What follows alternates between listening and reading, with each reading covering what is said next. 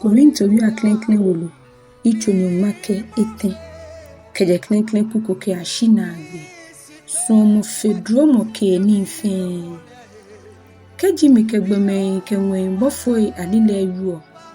shimi beso mole no le mi chon ayawa ni jijio lo mole ni gbe o keji mi yegbale dromo ke ni mi na te mo ni fe na ni mi le ni fe keji mi ye hemo ke yeli fe hu poni manye gonji mafam shimi beso mole no le mi je noko keji mi ke mi ni fe kumame keji mi ke mi bomo chohani asham shimi beso mole no le mi na seko suomo to etwinshi emni hi suomo hi ekomo suomo ehwa efe pupupu efe ni esa eplele dienche eno emni wola eni efonhi enya no shai shiano kwale mohi enya emiongo yeni femi ehio ni fe eyo ehie ka ni fe no emia ehie yeni femi suomo se efo dukoduko shikeji gbale inile amese bafo keji wie mo inile abafun keji nile ese bafo eja ke woni ni wolile fakefani ni wogbale hu fakefani shikeno ni eye mu le bale no ni ji fakefani se afu le ni mi ji abifao le mi yu otamo abifao mi dun otamo abifao mi susu otamo abifao shibe ni mi chonu nupale mi shire abifa bi ani le mi hwe eja ke amune ahwehwem ni wo twon wo na ni tutu shinom ni le efe hie ke hie amune mileni fakefa shinom ni le maleni keyishi tamoboni alemi keyishi le shi agbene hemo keyeli hie no kamo suomo lekeni bi etene hioshi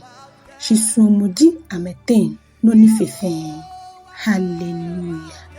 Korinto bi aklenklen wolo icho nyumake edwe keje klenklen kuku ke ashikuku ni di nyumai enyu ke enu wie mo insuotoi ke gbale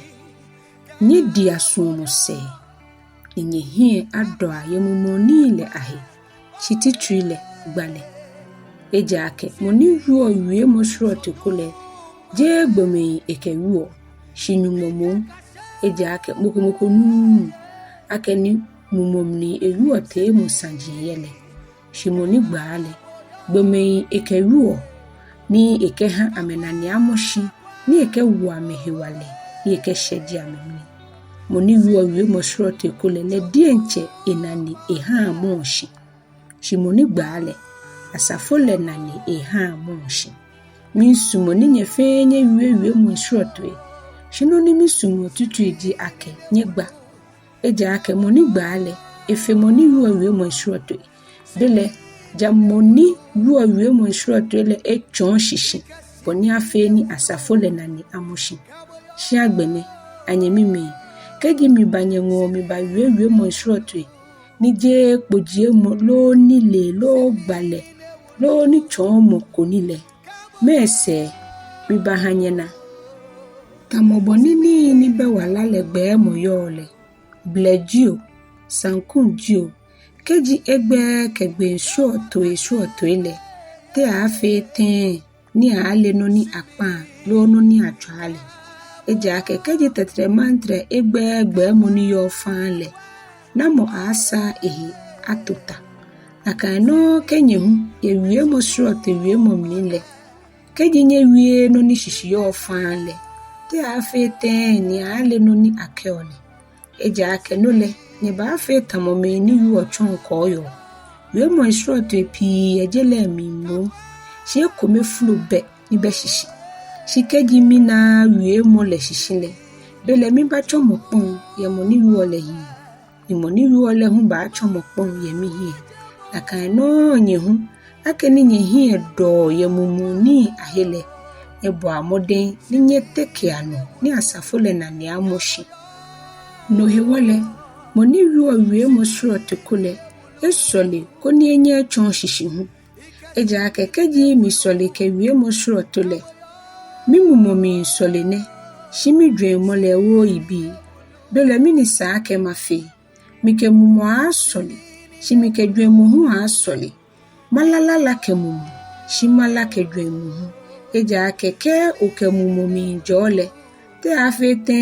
ni monile mli ekole ahiri oshidale no ake ame ake ni ele no ni okeole bole o dashijogbane shikele mokrokro le na nemoshi mida minumole shi ake mi fenyefe yewe mo shuoto awe mo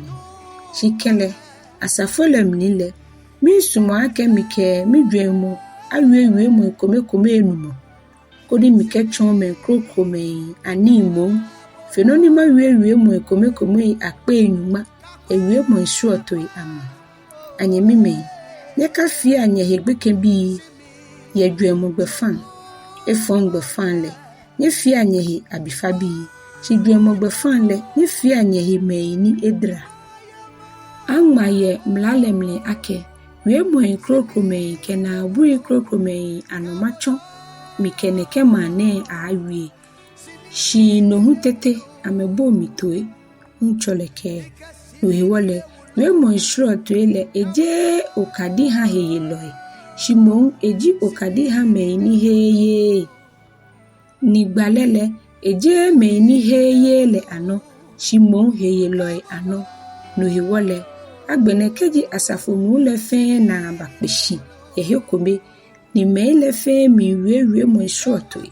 ni me ni le mni eko alo me ni heye le ate me kome hu bajenle ani ameken akenye mi yeseke shikeji me le fe mi ngba ni mokoni heye alo ele mni eko le bajenle me le fe agbale wie mo ile ni akale ni no me no akojole aje etwin te mo ni apofan ni no aha eke ehie abushi ejanimo